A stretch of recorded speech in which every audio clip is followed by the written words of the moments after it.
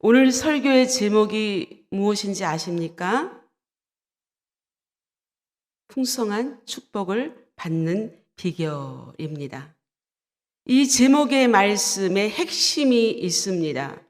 혹시 아시는 분 계세요? 아시면 손 들고 한번 말씀해 주시면 감사하겠습니다. 모르세요? 제가 어려운 질문을 한 것 같습니다. 비결이라는 것입니다. 비결. 사업을 하는 사람이나 성공하는 사람이나 학교에서 공부하는 학생들이나 나름대로의 비결이 있기 때문에 그들은 성공하고 뛰어난 이름을 내는 줄로 믿습니다. 풍성한 축복을 받는 비결이 오늘 말씀에 나와 있습니다. 예수 믿는 것은 받은 증거가 많다고 하였습니다. 우리 사랑하는 성도 여러분, 받은 증거가 많습니까? 아멘. 말씀대로 믿고 따르고 행하면 반드시 풍성한 축복을 받는 줄로 믿습니다. 저는 어려서부터 부모님의 신앙과 믿음을 잘 배우고 성장했습니다. 그러나 청년 시절에는 하나님을 잘 섬기지 못했어요. 인격적으로 하나님을 만난 것은 육체의 질병으로부터였습니다. 어느 날 암 진단을 받았습니다. 감기 한번 걸리지 아니하고 나름대로 건강에 자신이 있었습니다. 내가 암이라니 믿을 수가 없었습니다. 누가 병들었다, 누가 암에 걸렸다 하면 남의 일로만 생각했습니다. 병원에 가서 건강검진을 받아서 앓은 것도 아니고 어느 날 우연히 발견하게 되었습니다. 가슴에 딱딱한 돌덩어리가 있는 것이에요. 너무나 놀라서 이게 뭐지? 유방암 자가 진단을 알아보았습니다. 좁쌀만한 것이 만져진다는 것이에요. 그러나 저는 골프공만 했습니다. 어느 날 돌덩어리가 쑥 하고 올라온 느낌이었어요. 미국은 한국하고 달라서 이렇게 병원에 가서 진료를 하면 검사 결과가 그렇게 빨리 나오질 않습니다. 지금은 의학이 너무나 발달되고 좋아서 암을 가지고 있는 사람들이 많고 또 치료를 받고 회복하는 것이 의학이 좋아서 많이 낫기도 합니다.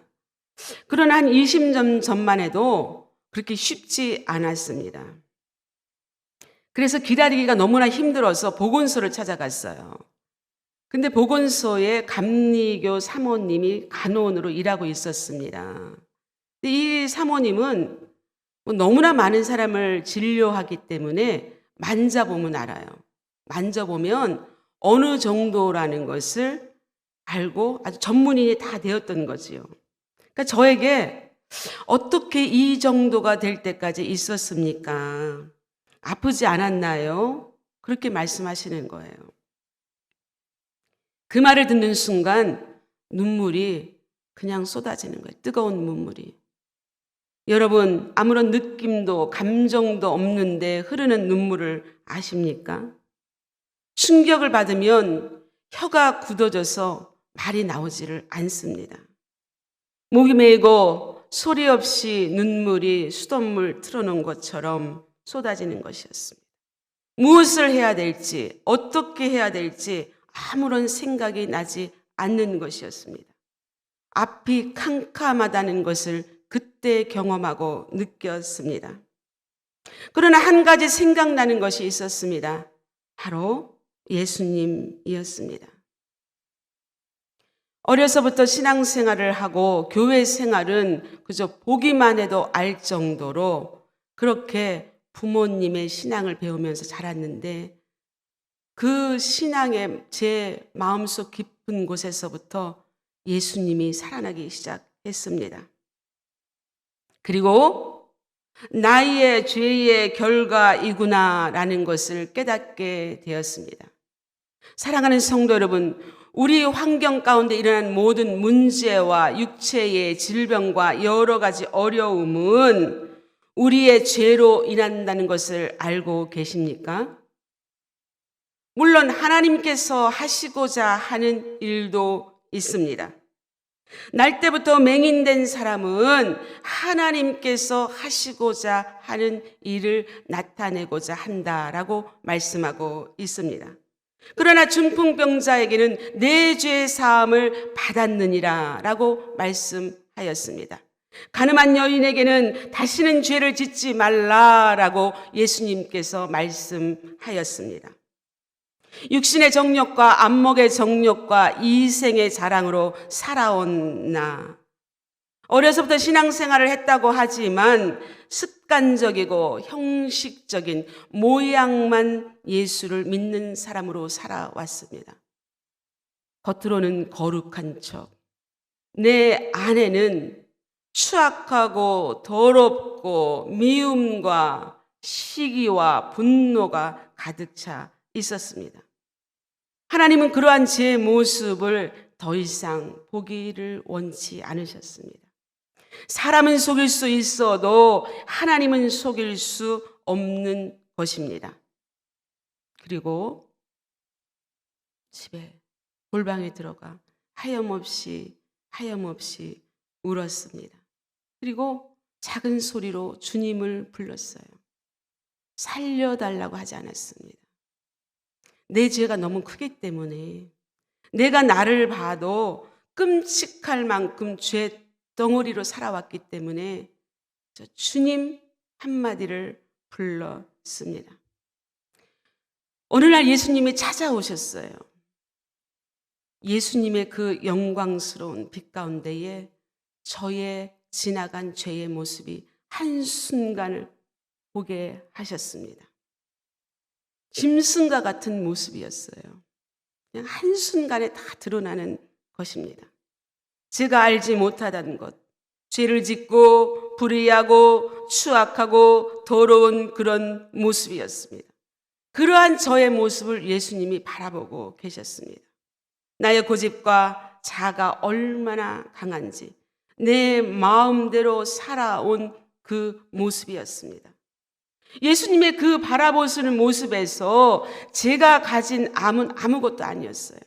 가슴을 치며 통곡하고 통회하고 기도했습니다. 사랑하는 성도 여러분, 예수님께서 저와 여러분을 모든 것을 지켜보고 계신다는 것을 아십니까? 그래서 우리는 거룩한 삶을 살아야 돼요. 아무도 보지 아니하고 아무도 모른다고 해서 내 마음대로 내 마음에 좋은 대로 행하면 안 되는 것이에요. 지금도 우리 하나님은 불꽃 같은 눈동자로 보고 계시는 줄로 믿습니다. 항암 치료를 받으면서 많은 경험을 했습니다. 주님이 저와 여러분에게 주신 건강이 얼마나 소중하고 감사한지 모릅니다. 항암을 12번을 받았어요. 첫 번 맞을 때부터 머리가 빠지는 거예요. 아무런 고통도 느낌도 없이 그냥 쑥쑥 빠지는 거예요. 너무나 무서웠습니다. 두려웠습니다. 손톱 발톱이 다 빠졌어요. 발바닥이 아파서 걸을 수가 없었습니다. 약이 워낙 독하기 때문에 걸을 수가 없어요. 그래서 의사들이 항암 치료하는 사람 발바닥을 봅니다. 화장실은 기어서 갔습니다. 머리로 지은 죄, 손과 발로 지은 죄, 죄악으로 가는 발걸음이 얼마나 빨랐는지 모릅니다. 스스로 예수님 없이 생존하려고 장사, 비즈니스를 2개, 3개를 했어요. 그래봤자 얻은 것은 병뿐이었고 하나님께서 물질을 하고 부르시니까 한순간에 사라지더라고요. 하나님의 방법으로. 철저하게 회개하고 5년을 회개했습니다. 하나님의 말씀으로 하나님을 더 가까이 만나기 시작했습니다. 말씀으로 만물을 창조하신 하나님, 말씀이 육신이 되어 우리 가운데 오신 예수님, 생명의 말씀이 저의 암을 치료하기 시작했습니다. 말씀 한자 한자가 정말 꿀보다도 달다는 것을 그때 알았습니다. 시편 119편 103절 말씀에 주의 말씀이 내게 어찌 그리 단지요 내 입에 꿀보다 더 다니이다. 할렐루야.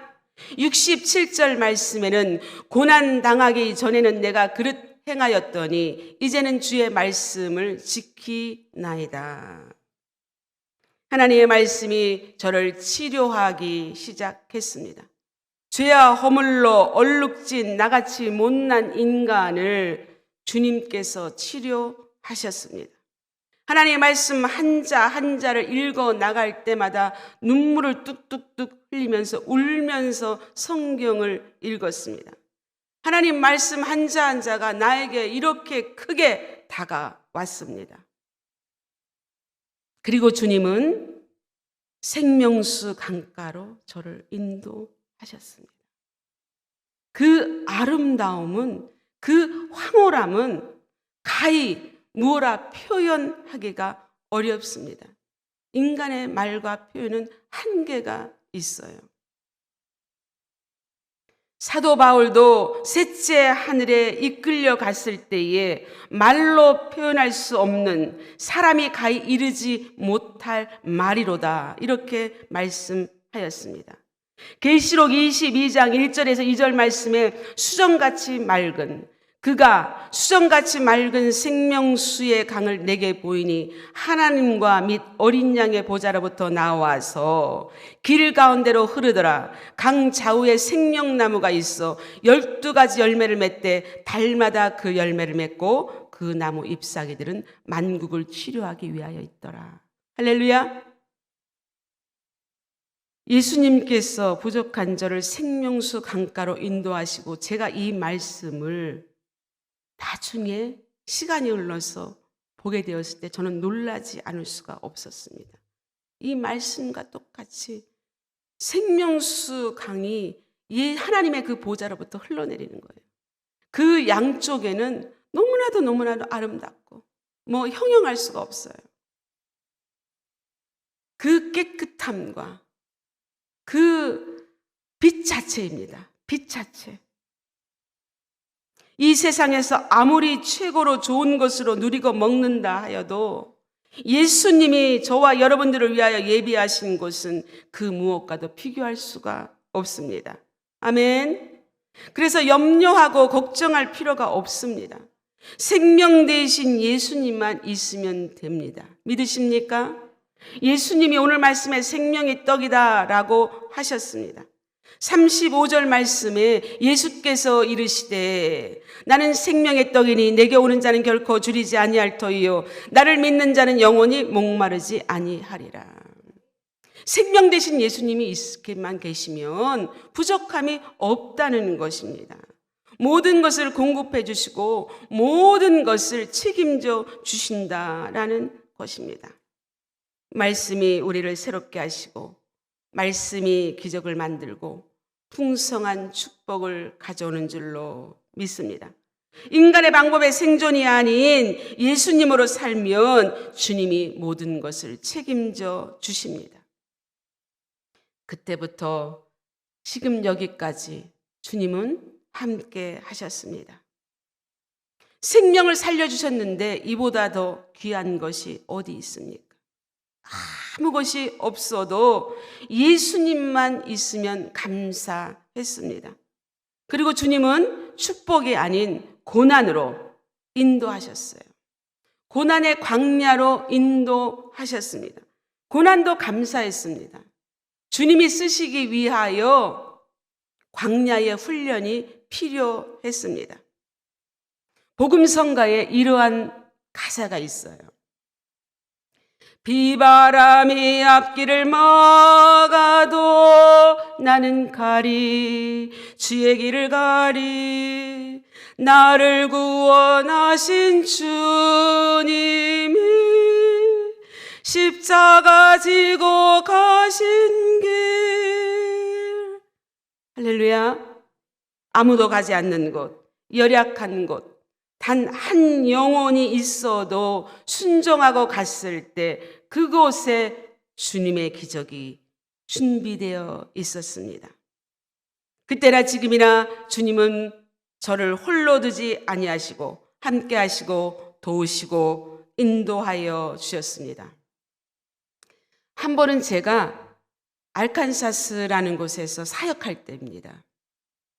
그곳은 그 샘스하고 월마시죠. 여기 한국에 있는지는 모르겠지만 그 창업자 회장님이 사는 그 지역입니다. 그런데 교회의 한 분 장로님이 너무 저를 힘들게 했어요. 그 이유는 그분이 너무 가진 게 많다는 것이에요. 있는 것은 돈밖에 없어요. 돈, 땅, 건물, 빌딩, 뭐 그게 전부예요. 그러다 보니까 그 장로가 하나님이고 그 장로가 하는 말이 진리이고 또 그 이민사회에는 먹고 살아야 되잖아요. 그러니까 그분한테 가서 임대를 받고 뭐 아무래도 인간적인 방법으로 뭐 했겠죠. 근데 이분이 목사를 와라 가라 그래요. 아니 목사가 와라 하면 자기가 와야지. 와라 가라. 이렇게 하세요. 저렇게 하세요. 막 너무 그래요. 뭐 화분이나 꽃을 이렇게 놔도 그 장로의 마음이 원하는 대로 그 자리에 놔야 돼요. 뭐 얘기할 수는 없지만 너무 많은 스토리가 길기 때문에 너무 힘들게 하는 거예요. 그래서 하나님께 기도를 드렸어요. 어떻게 해야 되나? 제가 떠나야 되나? 그 장로가 나가야 되나?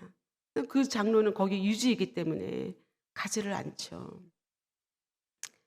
근데 어느 날 하나님께서 사인을 주시더라고요. 그래서 전 너무 놀랐어요.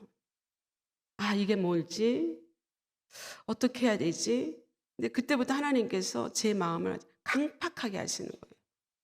더 이상 교회를 가지 못하게 하는 거예요. 그래서 저 스스로 사임을 했어요. 사임을 해서 나왔는데 교통비 하나 안 받았어요. 또 자동차도 없었어요. 교회 차를 쓰고 있었기 때문에. 근데 미국에서 여러분 아시다시피 차가 발이에요.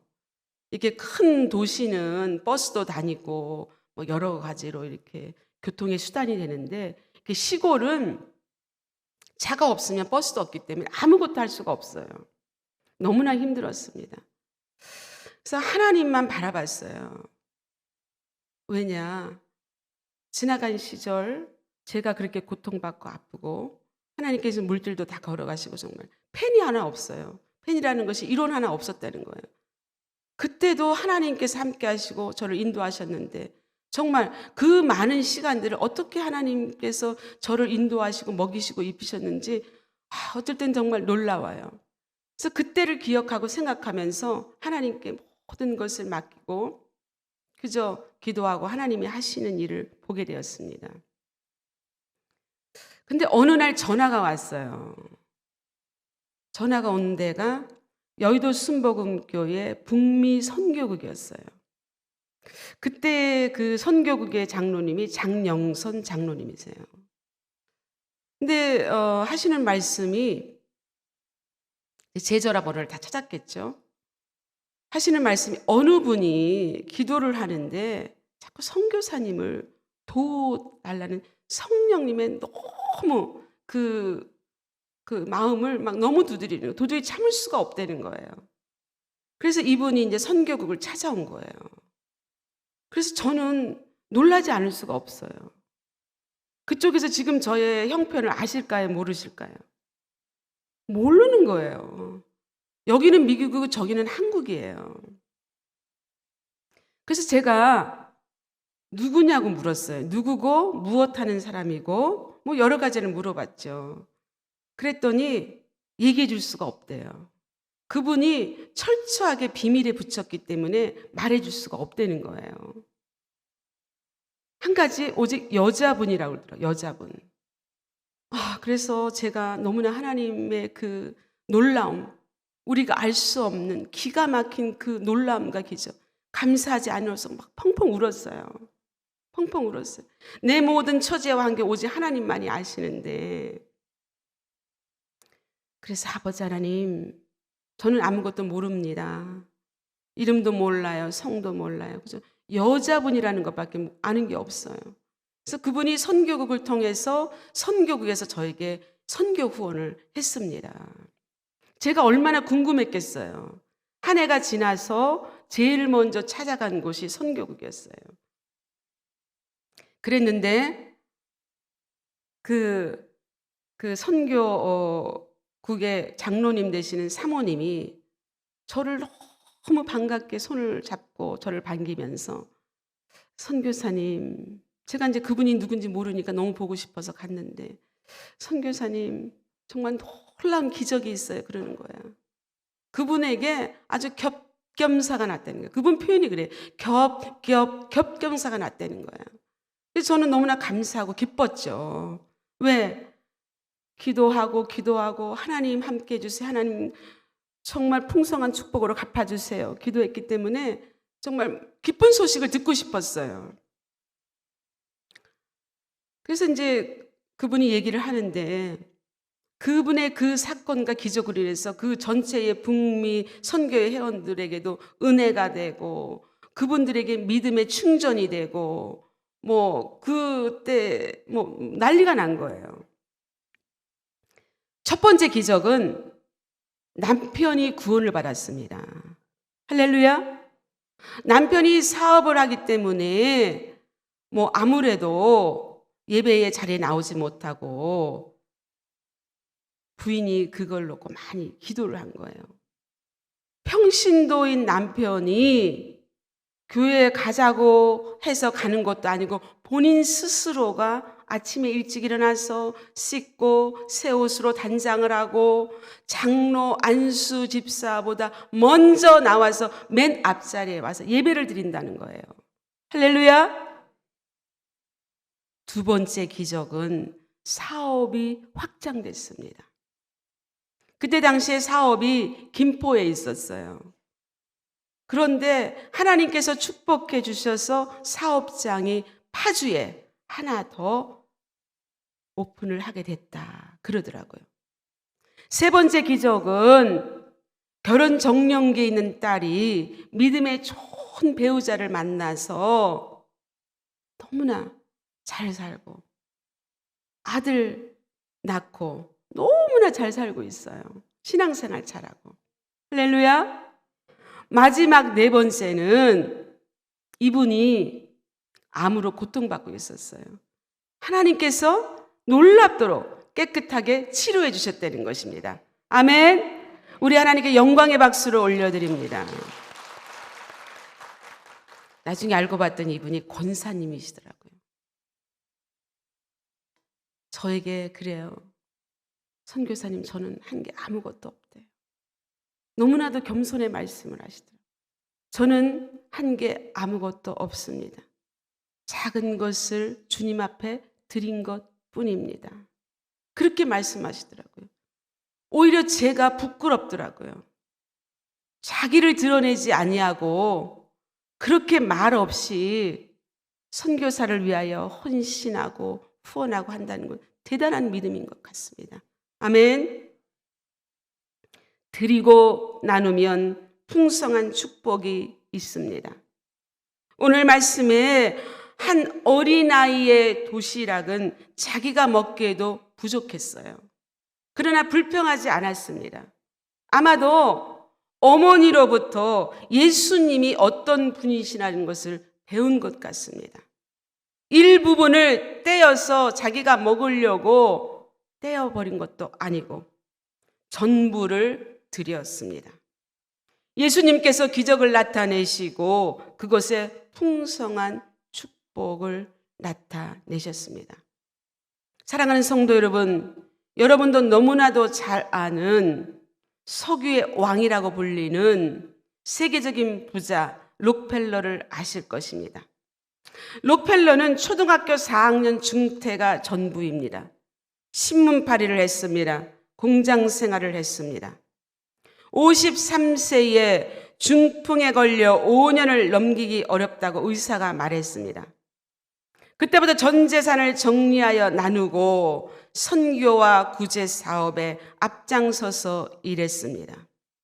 53세에 죽는다고 하였는데 99세까지 장수하였습니다.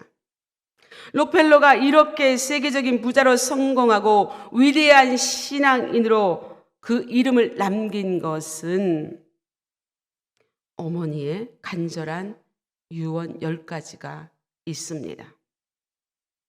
그 유언 10가지를 우리 사랑하는 성도들 함께 한번 차례대로 읽어 나가시겠습니다. 하나님을 친아버지 이상으로 섬겨라. 목사님을 하나님 다음으로 섬겨라. 주일 예배는 본교에서 드려라. 오른쪽 주머니는 항상 11조 주머니로 하라. 아무도 원수로 만들지 말라. 아침에 목표를 세우고 기도하라. 잠자리에 들기 전엔 하루를 반성하고 기도하라. 아침에는 꼭 하나님의 말씀을 읽어라. 남을 도울 수 있으면 힘껏 도우라. 예배 시간에 항상 앞에 앉으라. 앞으로 다 나오시기 바랍니다. 8번째 뭐라 그랬어요? 남을 도울 수 있을 때 힘껏 도우라는 거예요. 할렐루야. 여러분, 주님께 받은 은혜와 축복을 나누면 풍성한 축복이 있습니다. 신명기 15장 10절과 11절에 이러한 말씀이 있습니다. 너는 반드시 그에게 줄 것이요 줄 때는 아끼는 마음을 품지 말 것이니라.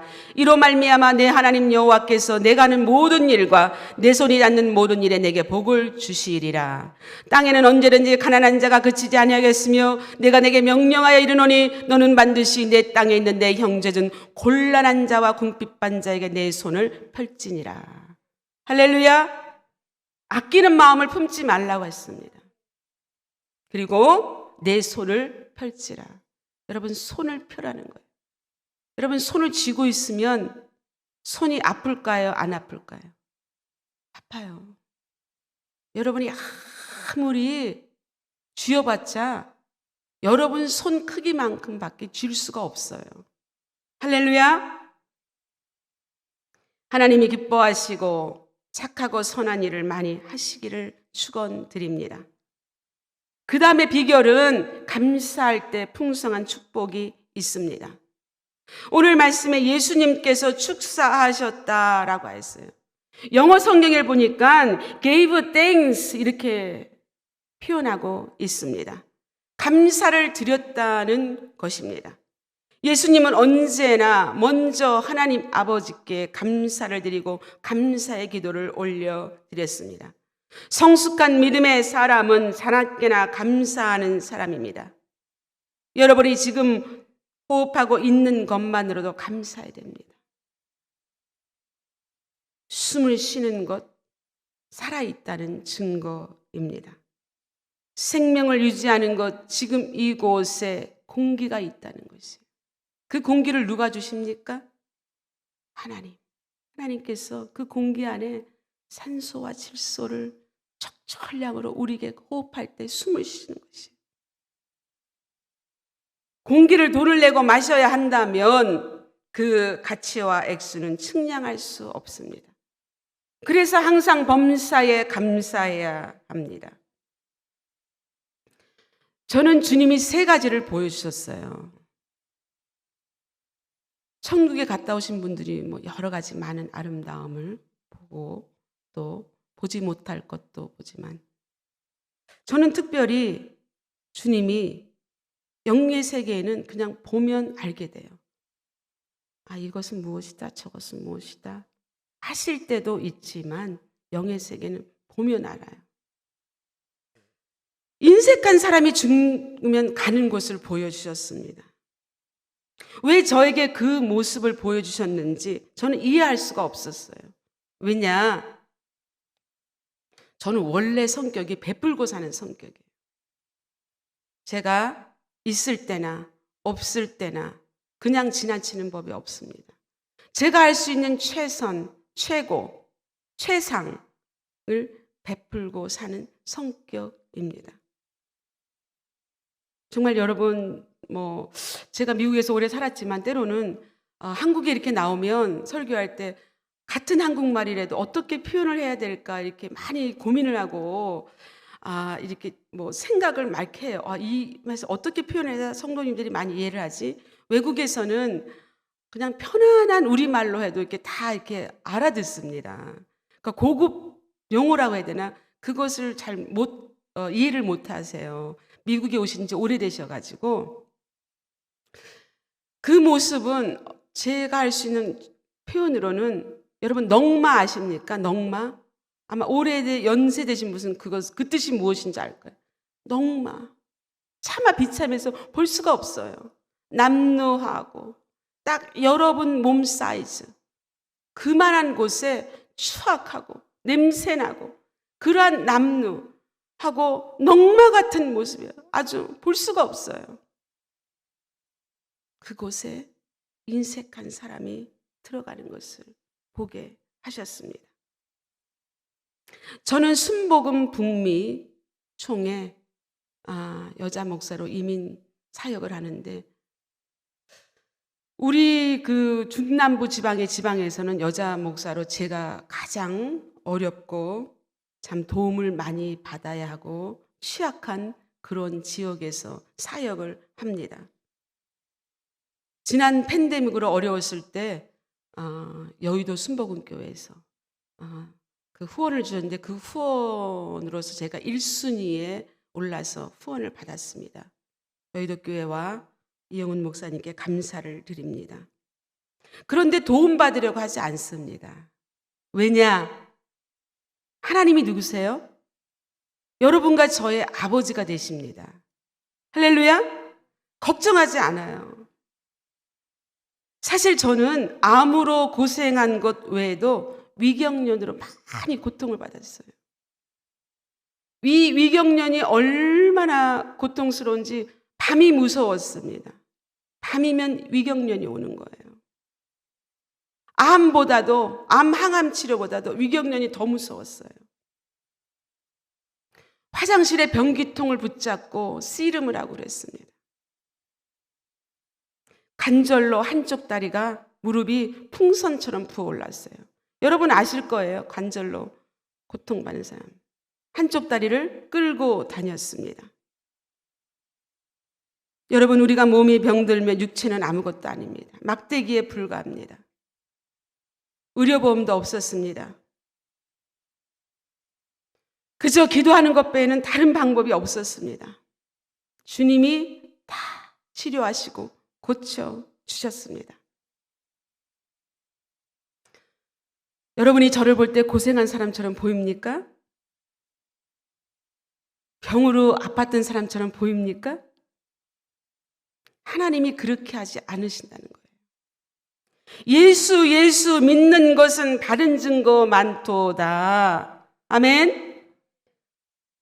더 당당하고 더 담대하게 예수님의 이름을 높여드리고 예수님의 이름을 앞장 세우고 전능하신 하나님, 신실하신 하나님을 인정하니 염려를 막아주시고 더 강건케 건강을 주시고 주님이 공급해 주신 대로 감사하며 지금 여기까지 왔습니다. 할렐루야. 사랑하는 성도 여러분, 성령의 감동이 오면 즉시 믿음으로 행하시기를 바랍니다. 회개도 즉시 해야 돼요. 순종도 즉시 해야 됩니다. 즉시 바로 순종하고 할 때 축복이 있습니다. 성령께서 말씀하시면 바로 순종해요. 미루거나 계산하면 안 됩니다. 모르겠어요. 저는 그래요. 저는 주님 기도하면 조그만 것까지 큰 것까지 성령께서 말씀하세요. 그러면 최고로 내가 생각했을 때 부담이 되고 최고로 제가 해요. 왜? 선교사가 무슨 돈이 있고 선교사가 형편 아시잖아요. 있는 것 전부를. 한 번은 미국에서 이제 선교사님이 한국으로 나가시게 됐어요. 근데 주님이 자꾸 그 선교사님한테 돈을 드리라는 거예요. 근데 제가 가진 것은 $500밖에 없어요. 그게 전부였어요. 근데 그거 다 드리라는 거예요. 그러면 주님, 저는 이거 없으면 기름은 어떻게 넣고 제가 그래도 생활을 해야 되는데 어떻게 됩니까? 순종했어요. 우리가 물질의 마음이 흔들리잖아요. 그렇죠? 이것도 해야 되고 저것도 해야 되는데 그러면 우리 스스로가 계산을 하게 된단 말이에요. 성령님을 따라 순종하지 아니하고 인간의 방법으로 계산하게 된다고요. 먼저 내 것을 띄워놓고 하나님을 드린다는 것입니다. 다 드렸어요. 그랬는데 하나님은 제 자동차에 기름이 떨어지지 않게 하시고 냉장고에 음식이 먹어도 그대로 있더라고요. 인간의 방법으로 생각으로는 1차원적이지만 하나님은 4차원으로 영상한다는 거예요. 할렐루야. 회개도 즉시 안 하면 죄를 깨닫지 못하고 마귀와 귀신의 노예가 됩니다. 순종도 즉시 안 하면 교만이 들어오는 것입니다. 믿음의 조상 아브라함을 보십시오. 아브라함이 아들 이삭을 번제로 드리려고 할 때에 즉시 아침에 일찍 갔다라고 했어요. 창세기 22장 3절 말씀에 나와 있습니다. 아브라함이 아침에 일찍 일어나 나귀의 안장을 지우고 두 종과 그의 아들 이삭을 데리고 번제에 쓸 나무를 쪼개 가지고 떠나 하나님이 자기에게 일러주신 곳으로 가더니 아침에 일찍 일어나. 할렐루야.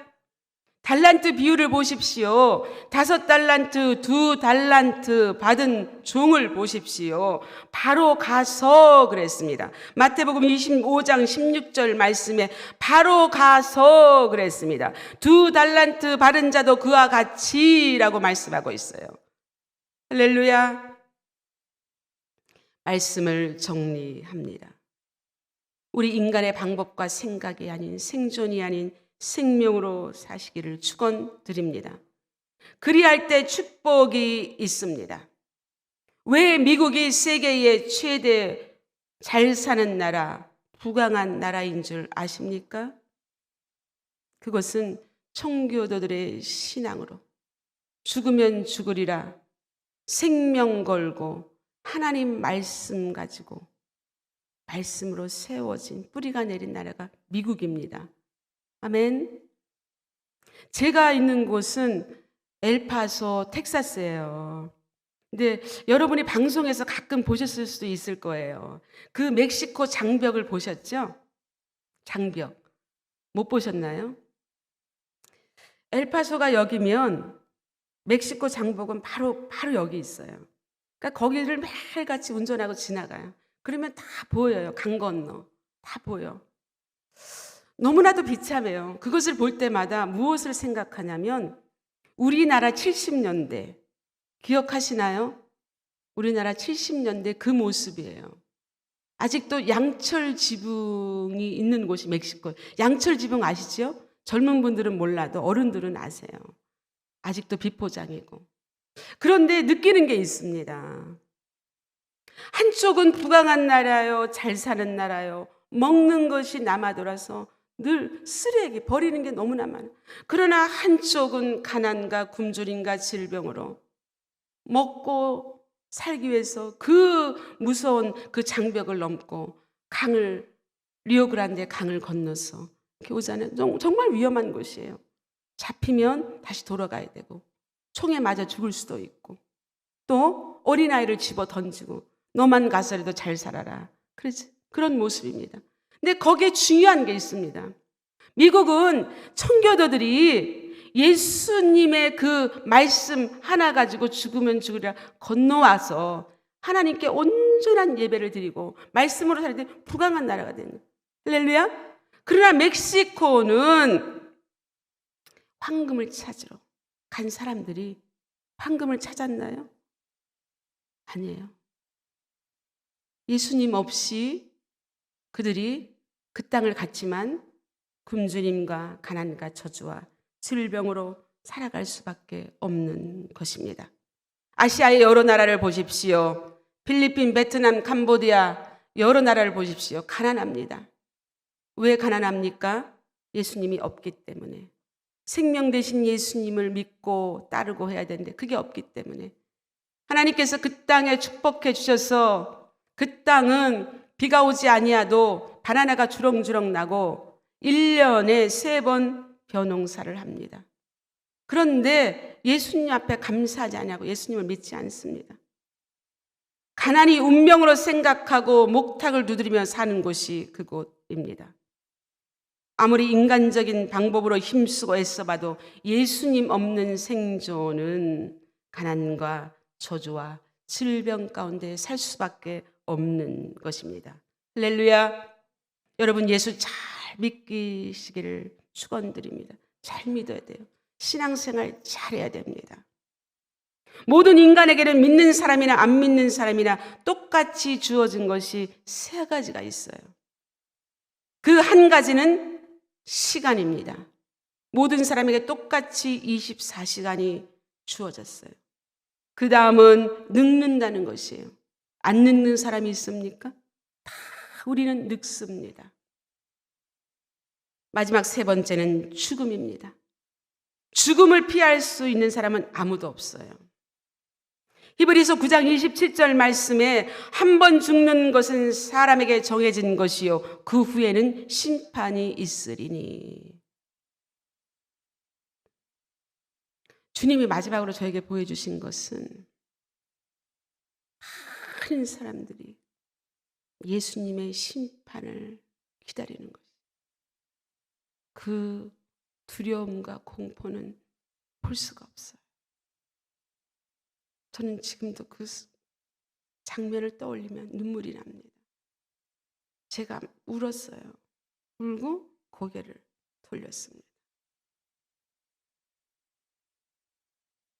그 공포와 두려움은 여러분 상상할 수가 없어요. 구원은 믿음으로 받습니다. 상금은 여러분 행위로 받습니다. 계시록 22장 12절 말씀에 말씀합니다. 보라 내가 속히 오리니 내가 줄 상이 내게 있어 각 사람에게 그가 행한 대로 갚아주리라. 할렐루야. 나누고 베풀고 선하고 착한 일을 많이 하시기를 축원드립니다. 예수님은 저와 여러분에게 심고 거두는 법칙을 가르쳐 주셨습니다. 심는 대로 거둔다라는 것입니다. 인색함이나 억지로 하지 마시고 순종하여 드리는 성도 되시기를 축원드립니다. 이사야서 1장 19절 말씀에 이런 말씀이 나와 있습니다. 너희가 즐겨 순종하면 땅의 아름다운 소산을 먹을 것이요. 할렐루야. 순종하면 하나님 말씀대로 살면 생명 되신 예수님 안에 살면 이 땅의 모든 좋은 것 풍성한 축복을 받는다는 말씀입니다. 그리고 마지막 항상 범사에 감사하시기를 축원드립니다. 오늘 말씀 5,000명이 먹고 그랬어요. 마가복음 6장에는 남자만 5,000명이 먹었다고 그랬어요. 여자와 아이들을 합하면 아마도 2만 명, 3만 명이 되었을 것입니다. 그리고 남는 것은 12바구니에 찼더라라고 말씀하고 있습니다. 여기에 12, 10이라는 숫자는 여러 가지 의미가 있습니다. 12는 완전 숫자입니다.